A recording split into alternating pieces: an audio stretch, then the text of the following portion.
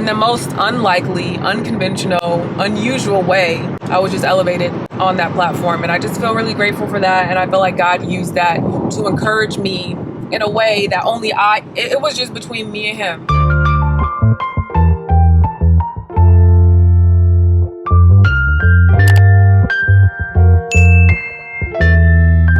Hey y'all, welcome back to another vlog. Today is an exciting day. It's Saturday and Corey and I are going apple picking. We go apple picking every year. It's become a tradition. Like, this is our third year doing apple picking and it's so fun. Babe, are you excited to do some apple picking? Yes. Y'all, that's his excited sound. But yeah, so it's early. It's Saturday. It's like almost 9 in the morning. So yeah, I'm looking forward to it. Every time that we go apple picking, we get so many apples and they're always so good. And I do a ton of different recipes. Like, I think this year we might try and do like applesauce, maybe an apple cider. Last year I did like a healthy apple muffins. I did apple pie for the first time. I love making apple crumble. I know a lot of people are obsessed with pumpkins, and pumpkins are cool. Pumpkins have their place, but apples are superior. Corey, you eat like an apple every day. Why? Yeah. I eat an apple every day because I like the way they taste. They're hydrating, they're juicy, they're crisp. You know, the good ones are for me. What's your apple of choice? Right now I've been kind of feeling the Honeycrisp apple. I feel like it's the balance between sweet, tangy, crisp.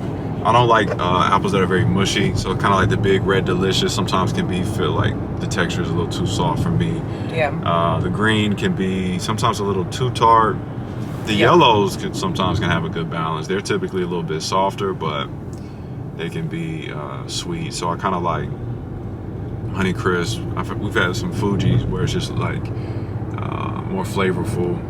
Mm-hmm. So probably Apple Crisp and Fuji are my favorite type of apple. Apple Crisp? You mean Honeycrisp? Honeycrisp and Fuji. Yeah, Fuji's are really good. So fall is like in full effect. It's like 50 degrees, hence the turtleneck. The trees have not completely changed colors yet, but they're starting to. If you're from the East Coast, have you ever been to the East Coast during the fall? Like, there's the most beautiful fall foliage out here ever. So I'm so excited about it. So yeah, it's starting to turn, but not quite there yet. But I'm obsessed with how big the trees are out here. Okay. There's a community of people called leaf peepers, I think, or leaf something, peepers or something, like people who, you know, kind of chase the foliage and try to look at it and everything. So I think that's what we're becoming. Yeah, because you can't miss it. Yeah. You can't miss it. It's so beautiful. Last year, my mom and my sister Tyler came around the fall time, and my mom was kind of like in awe. Like, we were just like, oh my gosh, like, because it's crazy, and the trees are so tall out here. But yeah, when you don't, I mean, I grew up with fall in Chicago, but like, I didn't grow up with such vast trees. So we're gonna try and make some sort of trip, maybe a local day trip, or go somewhere so that we can really do like a drive and go far and see foliage. Maybe next weekend? Maybe the weekend after, like. Way too much longer to be past peak up north. Yeah. Further north, I guess. So you think we should go like in the next week or two? Probably. I already need to look at the tracker. Yeah. So we will be going on a trip, maybe to Massachusetts, maybe to upstate New York, and it'll be completely new, just so that we can take it all in and just do something different. It's so early. Usually we come around like the afternoon and it's so crowded. But coming this early, it's barely anyone out here, which is great. But yeah, they make apple cider donuts, apple cider. Yeah, it's fruit and vegetable orchards, a nice little market where you can get the little treats and apple butter and jellies and whatever else you want. We've been eating really clean, but since this is like a seasonal treat, I'm gonna treat it just like that, a seasonal treat. I'm not holding back, but I probably won't have like the desire to like overindulge. But last year, like, they're making those donuts fresh, so good. So like the package we got, it comes with 4 donuts. So I think when we're done, we'll have get the donuts, and it comes with apple cider. And we're doing 2 bags of apples. So we're gonna get a ton of apples. But like I said, I'm gonna use them to bake a lot. And if you didn't know, if you store your apples in the fridge, they could last like a month. Like seriously, like they literally will last a month. So every week we get a ton of apples from Whole Foods. So this is gonna be like our apple haul. And Corey eats an apple every day.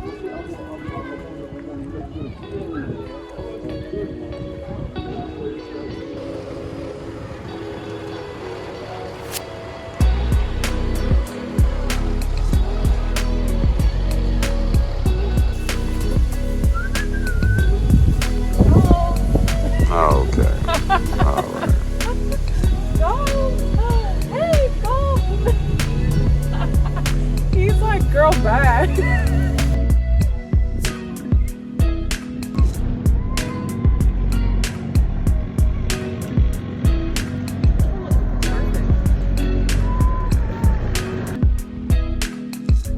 That one looks perfect. It's so vibrant.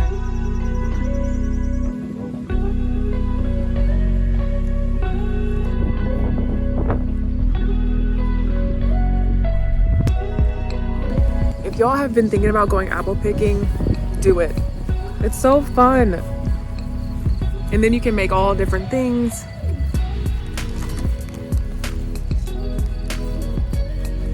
And it's a fun date night. Or you can do it with like kids, your family. You can do it by yourself. Take yourself on a solo date. That's what the kids call it. Take yourself on a solo date and bake yourself something new. I would definitely do that if I was single, because you don't have to be with family or a partner, like a boyfriend or husband, in order to do this.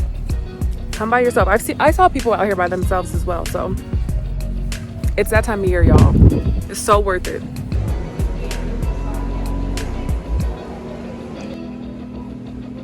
Oh, this is a butternut squash.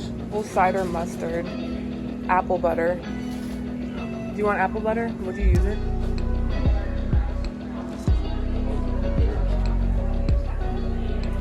All right, just got back to the car.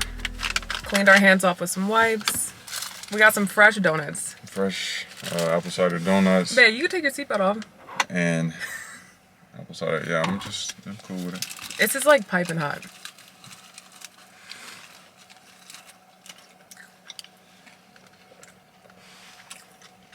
What's up?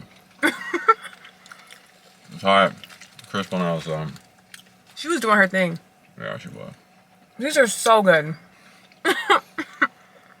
So good. You gotta get them fresh, because we got some when we first came. They gave us like a pack of 4, but we put them in the car so we could get everything. I feel like it's the best thing to do is to ask them for one, which is probably the least likely thing that somebody would do. Get the ones that's been sitting out in the cold, get the one that's been prepackaged, but not ask like, I just want one of those hot ones where you got right there.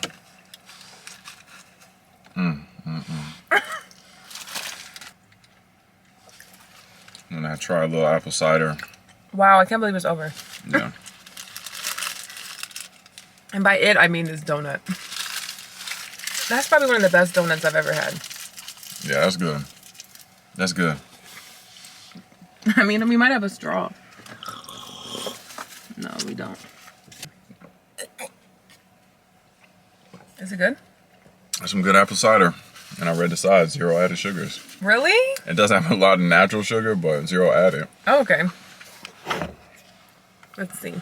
My hands are like covered in sugar. As we just like scarf down 2 donuts. No added sugar. And the juice. Look, you gotta take the wins where you can. All right. Pretty good, huh? Pretty great. Now that's fall. This is why it's a tradition. Yeah, it's a good tradition. So now we're heading to get some lunch. We're gonna try this place that has salads. It's all about balance, and we've been wanting to try it for a while. It's gonna take us like a little minute to get there. So yesterday I hit 100K followers on Instagram, which is really exciting. I never really thought I would get there. So I really felt like surprised and excited when it kind of happened.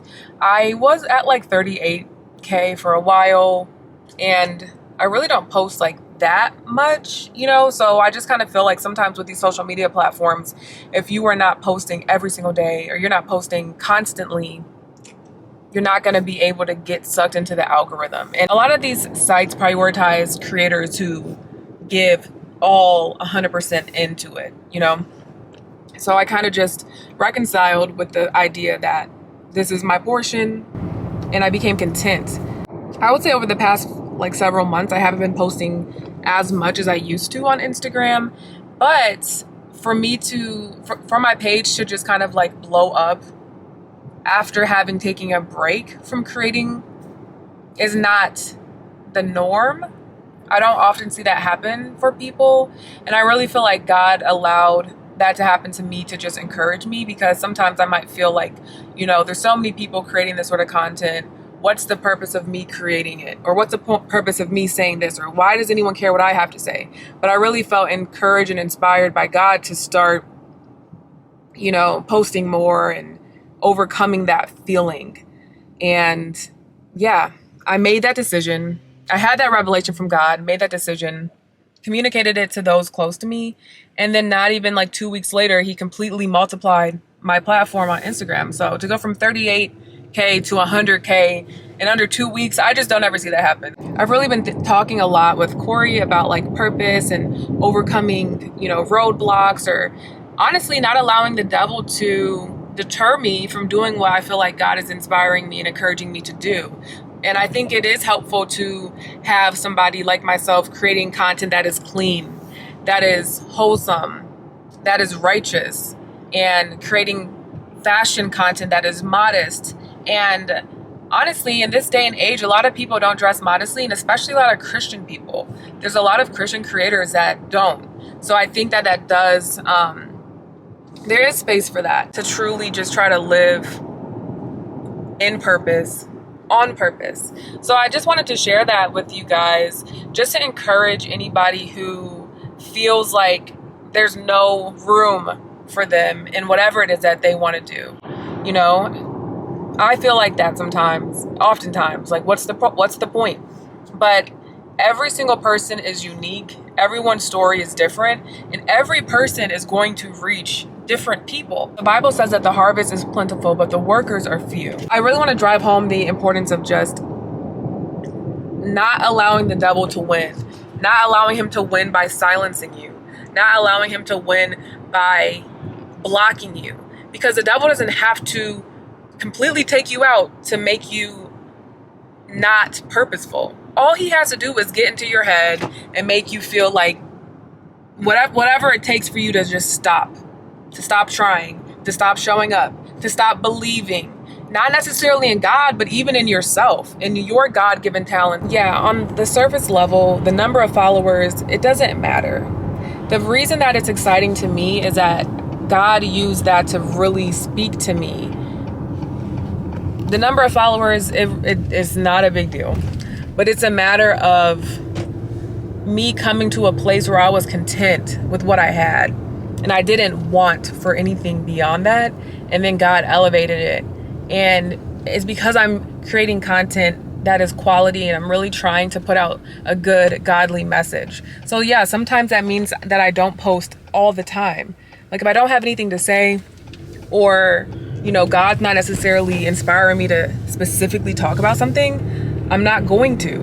And with the way that the algorithm is and the way that social media is, people will just keep putting out stuff just to put out stuff. And I've never been that way. So I had to really reconcile with that and just accept that that probably means I won't experience this great growth that I've seen others experience and that a lot of people experience.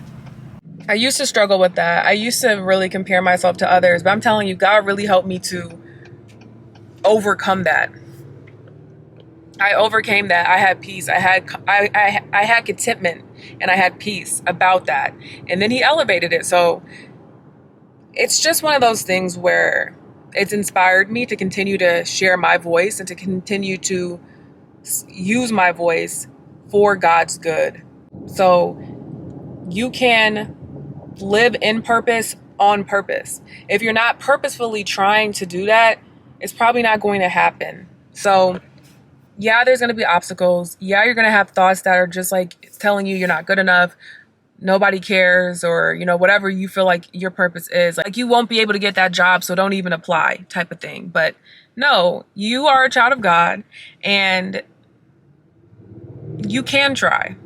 And it doesn't necessarily mean that it's going to equate in worldly success, but don't allow the devil to stop you from doing what God has called you to do, whatever that may be. So like I said, it's not about the number. The number is like, it's great, but that's not what's making me feel happy and excited. It's about what that means for a creator like me, someone who's not giving their heart, blood, sweat, tears. I'm not selling my soul to this stuff. You know, I'm doing it and I'm trying to be purposeful, but I'm also trying to live a good life. I'm trying to prioritize my marriage, keep my house clean, like really have priorities. Like, social media is not my number one priority in life. And I feel like God has elevated my audience. I'm growing in maturity, you know, and I think that he can trust me with more people. So yeah, I just wanted to share that because to me, that was a really big milestone that I never thought was going to happen. But in the most unlikely, unconventional, unusual way, I was just elevated on that platform. And I just feel really grateful for that. And I feel like God used that to encourage me in a way that only it was just between me and him. So I wanted to share that little testimony. And Corey and I have been talking a lot about purpose lately because we're always trying to reevaluate to make sure that we are being intentional, being purposeful, and not missing anything. Because life is really just, it's not guaranteed. So we can't take time for granted or anything. So how do you feel about like purpose? Turn this off. I think purpose is it's a really interesting biblical topic to approach. I think, as you mentioned, for me, there's always like this inner push or draw or motivation to be doing what I'm supposed to be doing, right? And trying to be walking in, you know, what you may call purpose or God's will for my life, or walking out God's plan for my life, right? I want to be in that, right? The difficult part, I think, is why do I want to do that, right? I think it's very easy for someone like me or like you to, you know, I want God's plan for me. I want God's purpose for me because in my mind, I see that really being beneficial for me, right? Right. We're just inherently self-centered in that way. And so, and additionally to the thoughts I just shared, a colleague of mine posed a question or a prompt that was discussed in a men's Bible study group I'm a part of about this idea of purpose. And so it really pushed me to take a deeper dive to see what the Bible says about just what is God's purpose for us. And I'm asking that question because for me, I really started to think like, okay, when I say, God, what is God's purpose for me? Why do I want to know that? Because I mean, I see so many people asking that question.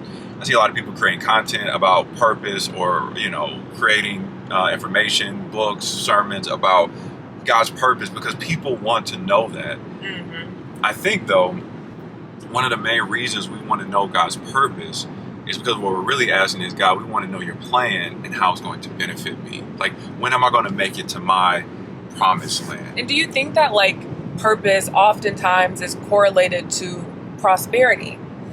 Exactly. Right?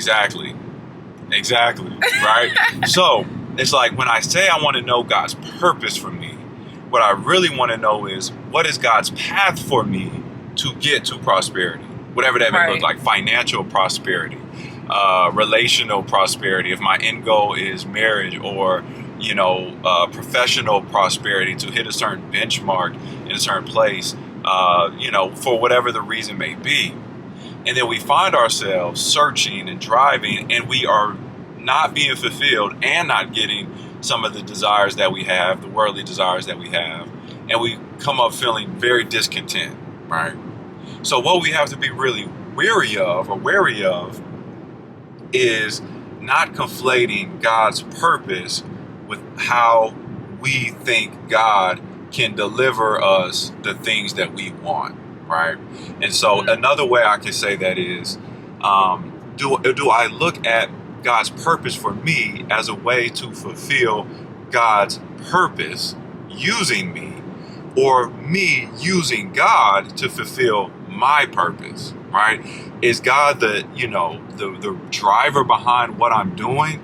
Or do I see God as just a spiritual, supernatural mechanism to get what I want, right? With this, dilemma that we're creating, understanding the difference between God's purpose and then my purpose, hopefully, the next thought is, okay, well, how can I separate the two? I think one of the really good ways to start doing that is to understand the difference between God's will, God's plan, and God's purpose. All right, so that's kind of took me out when I first started reading it, because it all makes it make so much more sense. Do you, as a person listening to this video, think differently about God's will for your life, God's plan for your life, and God's purpose for your life? Is there a difference between those, right? For me, 2 weeks ago, I probably would be using those words interchangeably.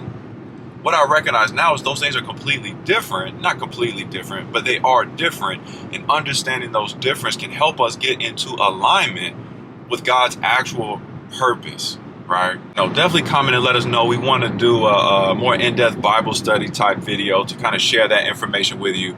But that's more or less the teaser. But I'll give you this, right? I don't want to leave you empty-handed. God's will is, you can think of similar to God's desire. Like, what does God ultimately want for mankind, right? What was God's desire when he created the world? When we talk about God's plan, that's the pathway to get to God's purpose, to fulfill God's will, which is his desire. And then ultimately God's purpose is that end goal. That's what God ultimately wants from creation, from mankind. And so we'll talk about that in the future. If you're interested in learning more about that, please let us know. That's something I'm personally interested in diving into. And if you think that'd be beneficial, drop some comments. Yeah, let us know. I'm always trying to find new ways to incorporate ministry into my content, because I feel like that's something that we're both very passionate about. Whether in Corey's case, it'd be like biblical teaching, me, biblical Christian encouragement, modest fashion inspo. I feel like the stuff I do kind of is a lot, but for Corey, it really is biblical teaching. And I always want to find a way to give him access to my platform so that he can share. I really do take it serious, the opportunity that God has given me to be a role model and an influence to others. And I love when Corey can come on and share his perspective and we can do conversations together. So I feel like in order for me to post more content, it has to be purposeful. So yeah, if you want to see more like videos like this, where it's kind of like a mixture of like vlog, lifestyle, but then also bringing in some sort of ministry, or just, anything, encouragement, whatever, let us know down below, because I'm trying to be more consistent and show up more.